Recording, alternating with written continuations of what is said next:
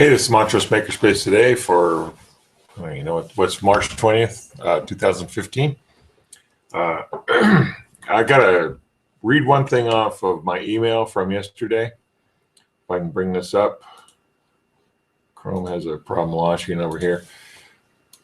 One thing I forgot in last night's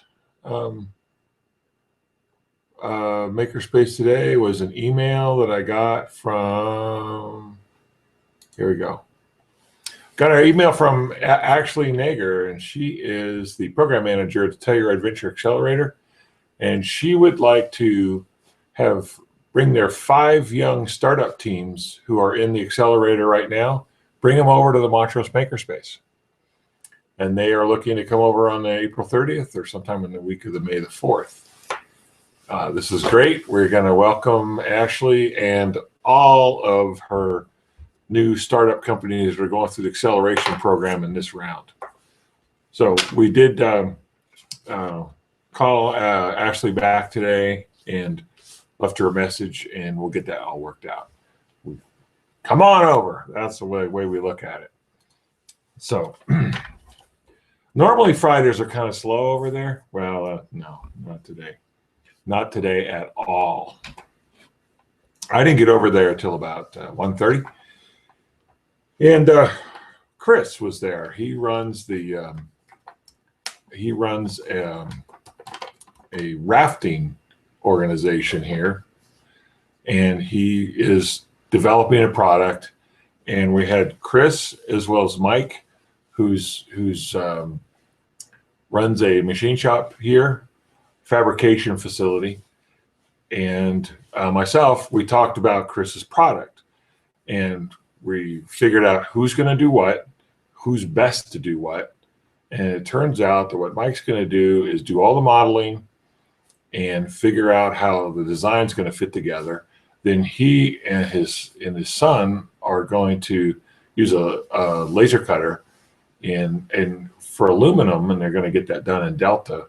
Then they're also going to use a CNC press brake and form all the parts to this thing and bring it down to the makerspace. And what the makerspace is going to do is TIG weld all these parts together and drill some holes on top of them and do all the mechanical attachments and completely do the manufacturing for that. So Chris's pilot run is going to be about 25, and he wants to actually do some advanced field testing for this product before he actually makes his first production run. And that's great because he gets to do it right here. Excuse me, here in Montrose. So talked about that for about an hour, and he's very excited about the makerspace because he's a tinkerer. He does a lot of stuff in his garage, and the level of tools that we have are well beyond what he can do. And he pulled out a list of all the other products he wants, and there's about 12 different products that he wants to sell beyond this thing that he brought in today. So talk to them. Next thing, I talked to Karen about the business stuff that we've been doing, and we had a kind of long discussion about that. And I wrote these things out of order. I went over to a customer site I'm working on for here in Montrose. They do some video switchgear, and they have a young man in there. His name is Christian. He's probably about 15 years old. Very bright, homeschooled. Actually, he's going to a charter school.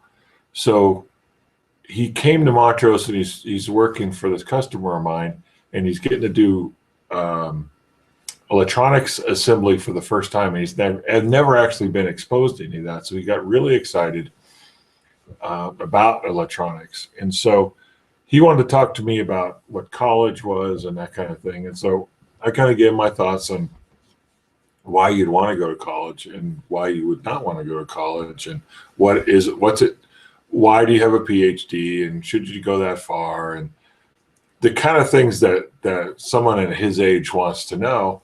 And I said, are you going to learn about electronics? And I gave him a Raspberry Pi board, and I said, figure this thing out, because this is driving a lot of the stuff right now, is this Raspberry Pi board, which I have somewhere around here. Shoot, man, I don't have any props for tonight.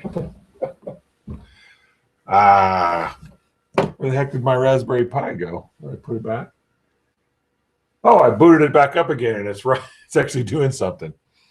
So, anyway, you can look up Raspberry Pi. I gave him one of those. Actually, my customer gave him one that was sitting around.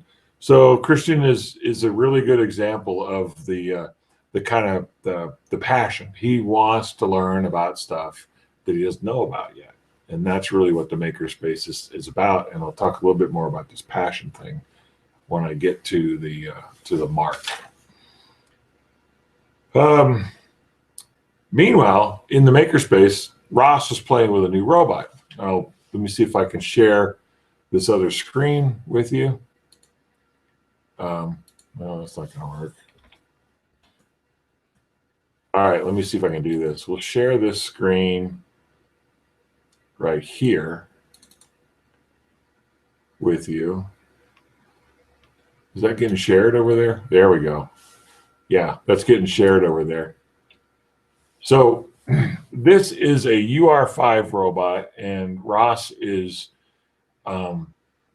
going to mount it so that it makes production parts over the weekend using the Haas vertical mill that's at the Makerspace. So what this is going to do, I hope the shirt is getting over there. There, we'll just hit that button just in case. So what Ross is going to do with this thing is it's going to pick some round stock out of a dispenser bin. It's going to pick out 4 of these about 12-inch long tubes and stick them into fixtures inside the mill. Then the mill's going to come through and drill 4 holes in the ends, and he's going to tap it. Then the robot's going to come back in and rotate those parts, and then the mill's going to do the same operation on the other end of the shaft. And if you look on this end right here, this thing is a 3D printed grabber that was left over from a Brightleaf job, and Ross just mounted it in this pneumatic grabber, hand articulated. I don't even know what you want to call this. Ross said that this brand new, this little part here, was about $1,500 new, and he got it off of eBay for about $80. And so he fixtured it onto the robot arm. And this thing is really cool. You should go out and look at UR5 Universal Robot number 5 and take a look at some of the YouTube videos. And this is actually going to get into production tomorrow. Ross is going to make a bunch of parts. Ross, his son, is coming into town. Rob, his son, is coming into town, and they're going to work on this thing. And I played with this a little bit today. And, it has like a little numeric pad that goes along with it, a user interface. But this thing actually is really easy to teach how to do this repetitive motion stuff. So I played with it and was marveling at how smooth it actually was in terms of teaching it how to move around. So this thing, I'll record this video when we go over on Sunday to do the volunteer effort that we send out our email for. This thing will be in full production, and we'll do some video recording, and we'll kind of show you what this is doing. This is the future of manufacturing around the world, and it is actually happening right now in our Makerspace with this new UR5 robot. So that's just flat out awesome, I'm telling you right now. Also, Ross talked to someone named Chris Cohen this morning, and he works at a company out of San Antonio. He was in town, came by the Makerspace, understands what a Makerspace is, and clearly understands from an innovation standpoint what the Makerspace has to deal with the future of the country. And so he was really excited. His company works on efficient energy systems. And what Ross was saying was that this guy, Chris, he's a senior partner in this company, and they actually do things like, he was telling us that they just got finished doing a DC building, not just a house, but a DC building. And so Ross is telling them all about all the things we're working on. We're working on the track chair. We're working on the product for Chris. We're working on the product for Doug. We're doing this. We're doing that. And Craig is working on this maintenance thing for Morgan, and he's also doing this DC home thing. And the guy's like, DC home thing? What are you talking about? Apparently, there's some synergy there between the product that we're working on from a DC home perspective and what they end up doing. So what I think is going to happen is we got an idea for a product. They have a need, now marketing arm for it, and maybe some financial end of it. We get this synergy thing going. We do all the, we have the innovation going on in Montrose, make it in Montrose, and then they do our distribution for us. That would be the best of every world. We'll have to find out when Chris calls me back. Okay. That took me up to about 6 o'clock. All right. Now, the Montrose Amateur Radio Club came over at 6:30 is when they started rolling in. Their monthly meeting was at 7 o'clock. And so they started rolling in, and they had their monthly meeting, which lasted about a half an hour. And then they got up and they all paid their yearly dues, and they chit-chatted, and they had some refreshments and some snacks. And then they were going to take a tour of the makerspace. So Chuck was going to run that, but I wanted to say a few words. And like usual, I went on and on and on. I actually blabbed for about 20 minutes. Talked about this and that and kind of welcomed them in, and admitted that I'm not an amateur radio operator. And, you know, even though I have a PhD, I don't think in terms of meters and wavelengths. That's just not, I think more in terms of frequency.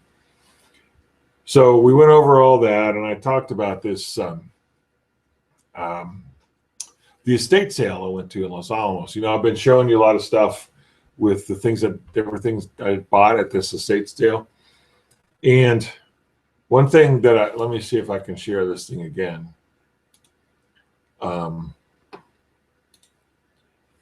So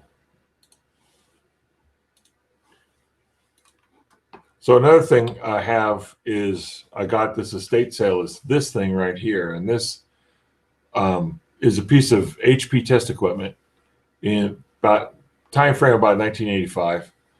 This piece of test equipment, brand new, was about $15,000. It got surplused out of the lab in Los Alamos. Jim Taylor actually bought it, probably for the weight of it, not the value. And it sat down there, and I was given the Michael, who was running the estate sale, said, just take that thing, because a lot of people looked at it, no one wanted it. So I offered it to the Amateur Radio Club tonight. I said, look, here's the deal. I got this thing. So if somebody would want to take this, plug it in, and figure out if it's working or not, please do that, because I want to find a good home for it. And I offered that, and I turned the floor over to Chuck, and he continued on the tour. And the tour, you know, our tours normally last about 45 minutes. And so let me see. I think the last guy left around 10:30 or so. So I was over at the Makerspace from 1 to 10:30. And a lot of things happened on the tour. You know, I met a lot of people, and let's talk a little bit about, let's talk about the people I met. So David, who's a member of the club, he is in, he came up from Ridgeway. And he got interested in what I want to do on the video side, because he does videos right now.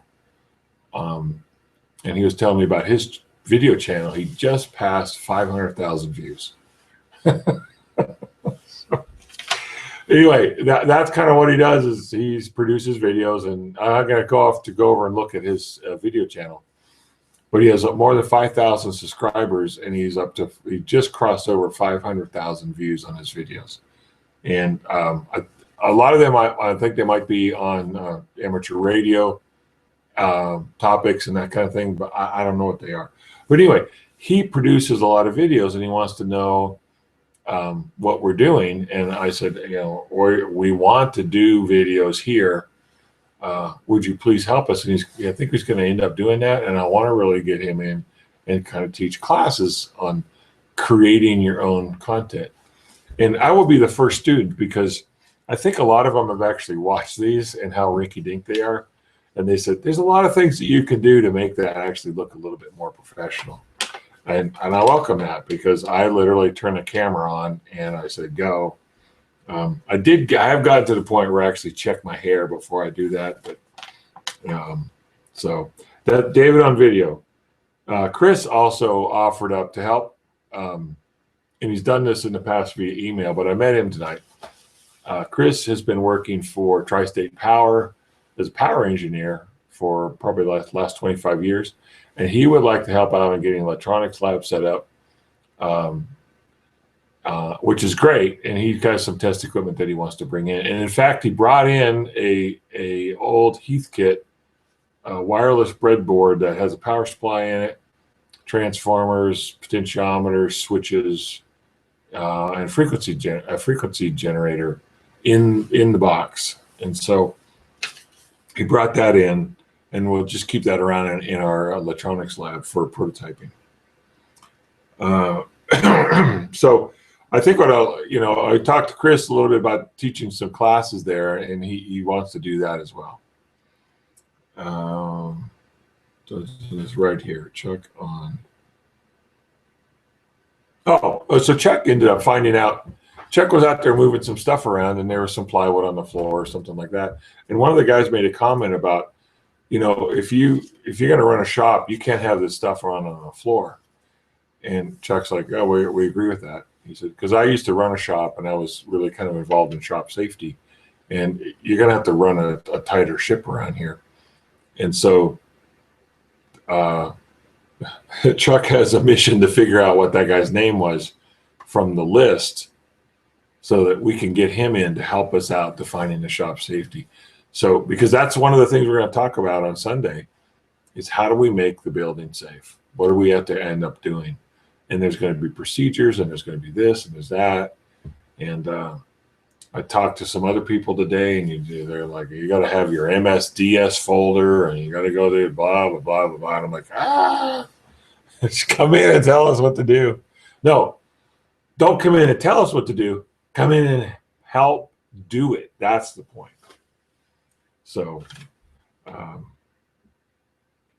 then everyone kind of left, and we said goodbye to them. And then Chuck hung around for another hour. Oh, wait. Shoot, man, I blew it here. Hold on. Hold on a minute.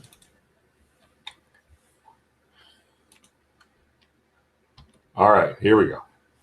All right, so that's a piece of test equipment. So here's the ham radio, guys.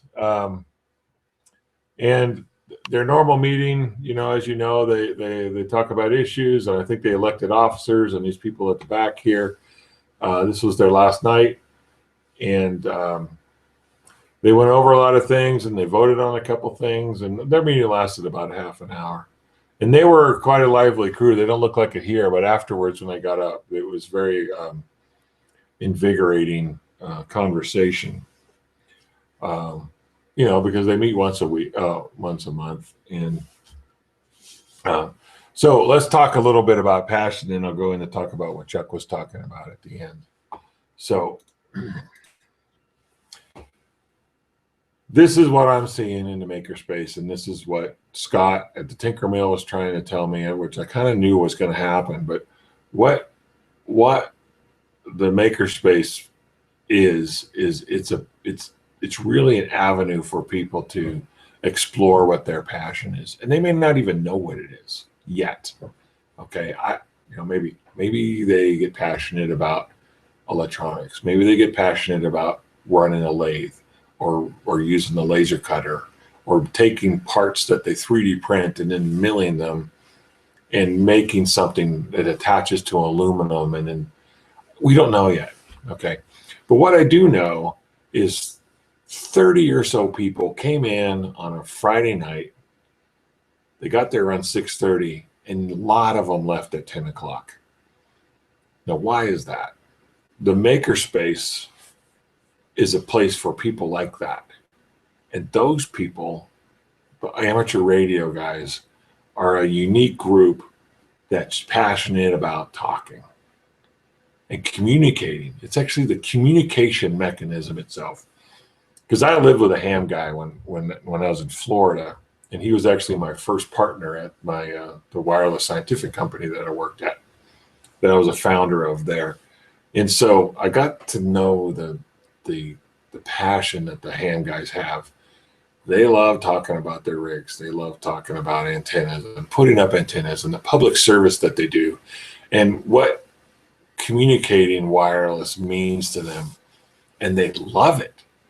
And so they come in and they see all this equipment, and most of them knew what all that stuff was, and they love that part of it. So what we're going to get to see, and what Scott the Tinkermill was showing me was telling me was that all these groups are going to come in and put their passionate energy into your makerspace, whether it's the home growers, the amateur radio guys, the car club, the electronics stuff from the high school, the robotics team, whatever it is, the woodworker guys, that they're going to come in there, and it's just going to be full of energy. Okay, and I got to see that tonight, because that was a large group. That was 30 people coming, and they stayed for what, almost 3.5 hours. Okay, and so I've been talking now for what, 9 hours, and I got to meet a lot of them, and that's a great thing. And one guy was in there, and I got to go find this guy. His name is Royce, and he works here in town.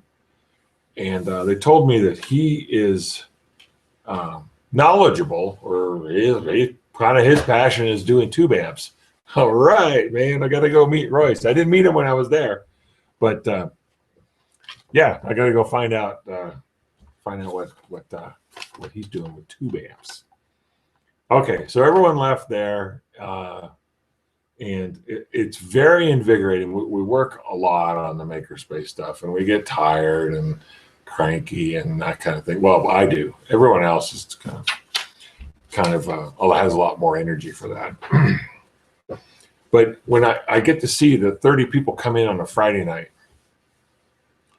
and have a meeting and then hang around, I mean, I would say that at least 20 of them hung around for 2 hours beyond their meeting, just talking with Chuck and talking with me and talking with themselves and looking at the different pieces of equipment that are around.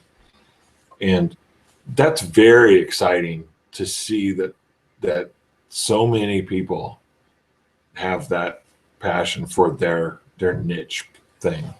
And we're going to open up more of that.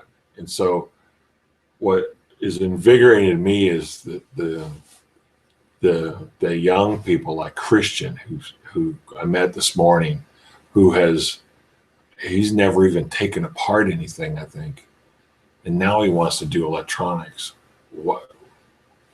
What's going to happen with all these kids that come in and meet Ted? You know, Ted's our 94-year-old veteran who's a machinist he's been a machinist for like 70 years. What's going to happen when somebody like Christian meets Ted? It's going to be great to find out what happens. All right, enough about that. Let's get on with things. So Chuck stayed over for another hour, and we talked about the status of things and where we stand and what's going to happen on Sunday and what I'd like him to start thinking about. And so what I really want to do is get to the point where I got to look at something here. I got to go over to our website and look at something. On the education tab, I am looking for C101, basic operation and safety of the 3D printer. C101 is a class that is one of the first 6 that we're going to start teaching when we immediately, because everyone that comes into makerspaces, where is your 3D printer? I want to see one. I want to see one working, and then I'd like to learn how to use it. So we know that we want to do that one first. And so I talked to Chuck specifically. I said, look, from a volunteer perspective, Chuck's our #1 volunteer. So, and he's been going around the schools doing 3D printing exhibits and that kind of thing. And so I said, Chuck, look, take over C101. Just do it. Tell me what you're doing so I can get it in when I have a discussion about 3D printing. I can talk about what we're doing. We talked about C101 for about 20 minutes. His approach, how he ended up evolving into understanding what he does. And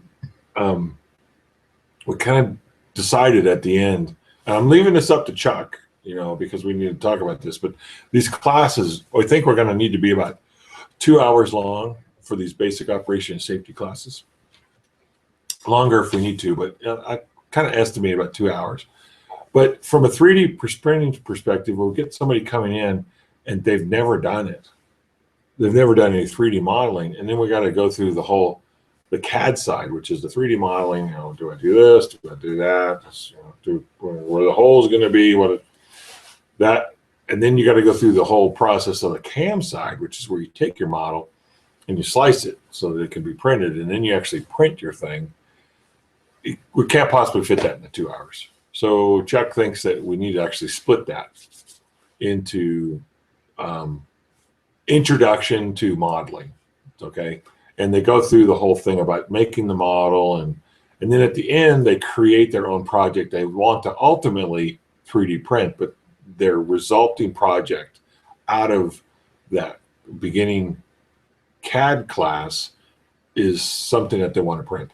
Then they come in and they take C101, and from there, then they actually go through, what does slicing mean? What are the different aspects of, speed versus resolution, issues with the CAM software actually doing the slicing, all that stuff. Then they're actually going to print their thing. So I said, Chuck, just figure out all that stuff. And then he said, do you want me to start teaching it? Because we could probably do that right now with Chuck's printer in like the library or over at Welcome Home Montrose or somewhere we could find a location and start teaching that class right away. And I said, just do it. Okay. So there we go. I just showed you pictures tonight. I don't really have anything else to show you, I don't think. Yeah, not much planning going on. I'm really tired. I don't even know what time it is now. I can guarantee you I've been talking for 12 hours because you can hear it in my voice. This is Montrose Makerspace today for March 20th, 2015. We'll see you on Sunday.